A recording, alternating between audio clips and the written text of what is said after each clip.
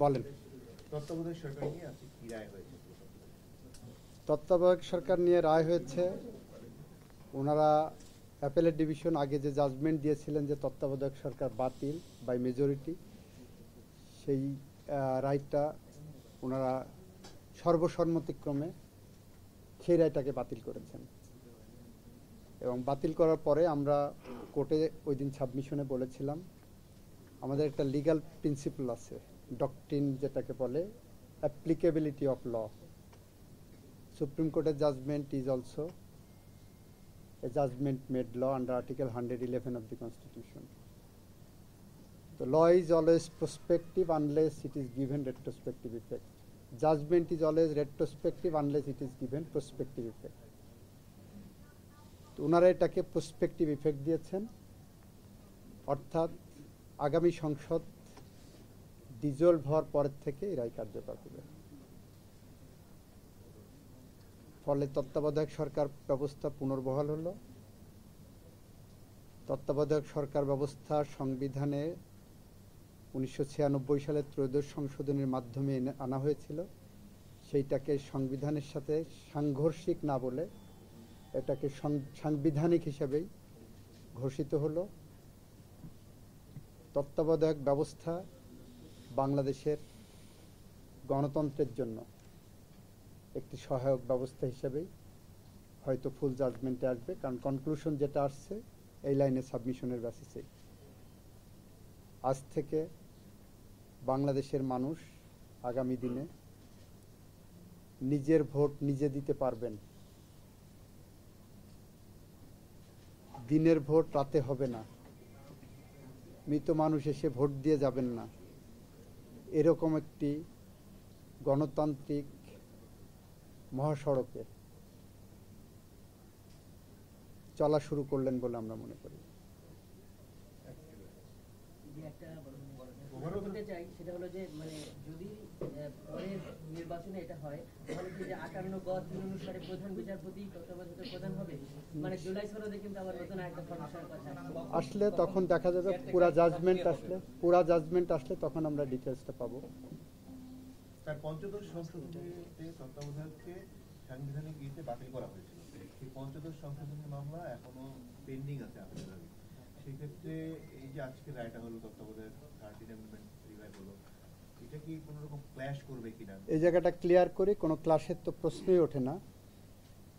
পঞ্চদশ সংশোধনী রায়ের মাধ্যমে তত্ত্বাবধায়ক সরকার বাতিল করেছিলেন, এটা হলো পঞ্চদশ সংশোধনীর ইস্যু। শুধুমাত্র সিটি ব্যাংকে অ্যাকাউন্ট থাকলেই করতে পারবেন গুগল পে, তাই অ্যাকাউন্ট খুলুন আজই। এটা হাইকোর্ট এটাকে অসাংবিধানিক বলেছে অন দ্য গ্রাউন্ড যে এটাই আনা হয়েছিল,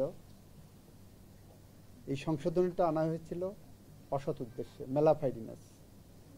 আমাদের একটা আপনারা জানেন যে ম্যালাফাইডনেস ভিসিয়েটস everything.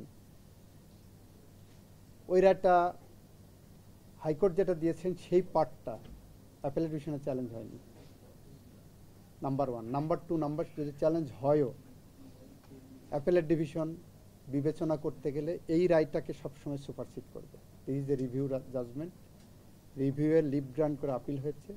This judgment will supersede any other findings. ওইটা অন্য গ্রাউন্ডে পঞ্চদশ সংশোধনীর ওই অ্যামেন্ডমেন্টটাকে হাইকোর্ট ডিভিশন বাতিল করেছেন, ওইটা কিন্তু চ্যালেঞ্জ হয়নি। চ্যালেঞ্জ হয়েছে যেগুলো বাতিল চেয়েছিলেন কিন্তু হয়নি সেই পয়েন্টগুলোতে, নট অন 15th অ্যামেন্ডমেন্ট। এখন তো যে অবস্থা আছে সেই অবস্থায় নির্বাচন হচ্ছে, এই বর্তমান যে নির্বাচন। হ্যাঁ, তত্ত্বাবধায়ক সরকারের ফরমেশনটা কি স্যার হ্যাঁ না ভোটের মাধ্যমে কি নির্ধারিত হবে? না, এটা রেস্টোর্ড হয়েছে। রেস্টোর্ড হওয়া মানে, এবং বলে দিয়েছেন অ্যাপেলেট ডিভিশন যেটা, দ্যাট উইল সুপারসিড এভরিথিং। পূর্বাবস্থায় ফিরে গেল এবং এটা কার্যকরী হবে নেক্সট পার্লামেন্ট ডিজলভ হওয়ার পরবর্তী 15 দিনের মধ্যেই যেটা আছে সেই বিধানটা পুনর্বহাল হলো। জুলাই সনদে স্যার তত্ত্বাবধায়ক সরকার ব্যবস্থার যে রূপরেখা সেখানে করা হয়েছে, আগামী ত্রয়োদশ সংসদ নির্বাচন, এটা পার্লামেন্টের কিছু ডিসক্রিপশন তো থাকবে।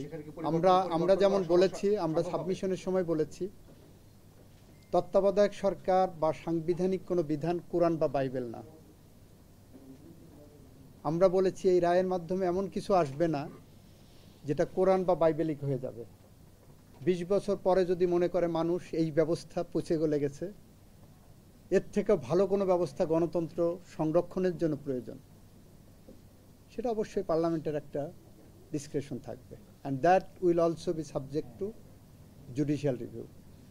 স্যার, অ্যাপিলেট ডিভিশন তার আগের রায়কে, একই অ্যাপিলেট ডিভিশন তার পূর্বের রায়কে বলছে কলঙ্কিত, ত্রুটিপূর্ণ, একটু ব্যাখ্যা করতে।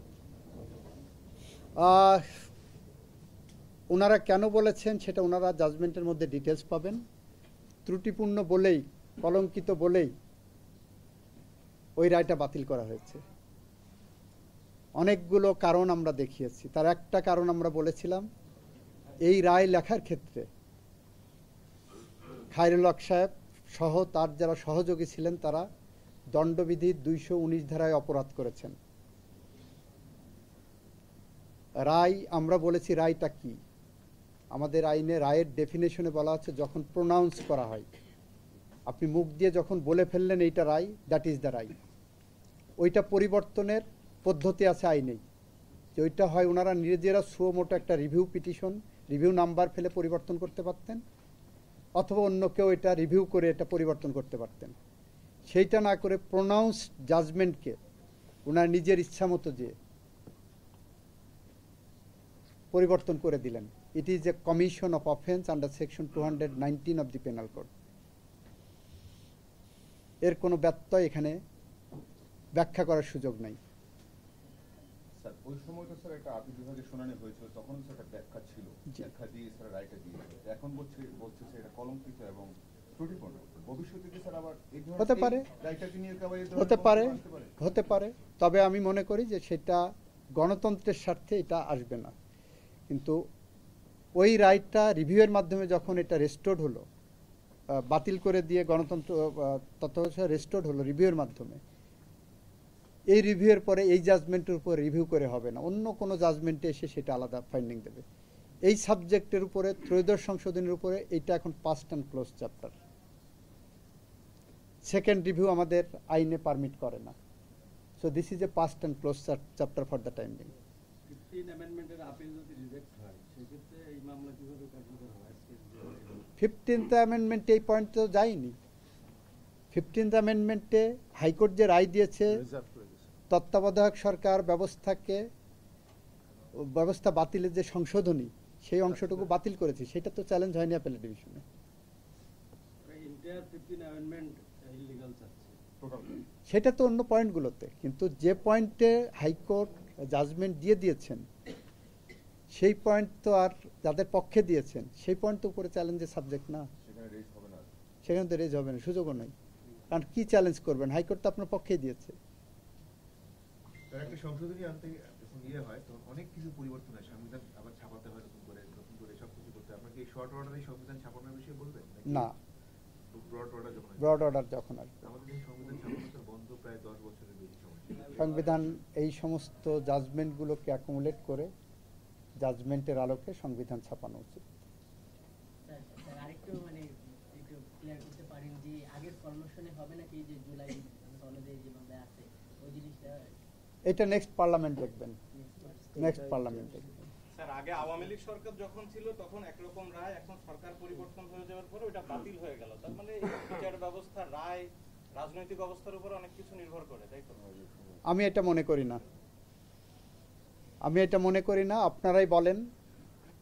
তত্ত্বাবধায়ক সরকার বিলোপ করে যে নির্বাচন হয়েছিল, বাংলাদেশের গণতন্ত্রের যে কবর রচিত হয়েছিল, আর তত্ত্বাবধায়ক সরকার পুনর্বহাল হওয়ার পরে গণতান্ত্রিক পথে বাংলাদেশ, মহাসড়কে বাংলাদেশ হাঁটবে, কোনটা আপনার কাছে গ্রহণযোগ্য, কোনটা জাতির কাছে গ্রহণযোগ্য, সেটা আপনারা বিবেচনা করবেন। কোন রায়টা রাজনৈতিক পক্ষপাত দুষ্ট আর কোন রায়টা আইনি ব্যাখ্যায় বাংলাদেশের মানুষের স্বার্থ রক্ষা করবে, গণতন্ত্র রক্ষা করবে, মানুষের ভোটাধিকার রক্ষা করবে, আইনের শাসন রক্ষা করবে, সাংবিধানিক প্রতিষ্ঠানগুলোকে পুনর্বহাল করবে, সেটা আপনারা বিবেচনা করবেন, জাতি বিবেচনা করবে। এই রায়কে গণতান্ত্রিক নয়, এটা হলো আইনি রায়।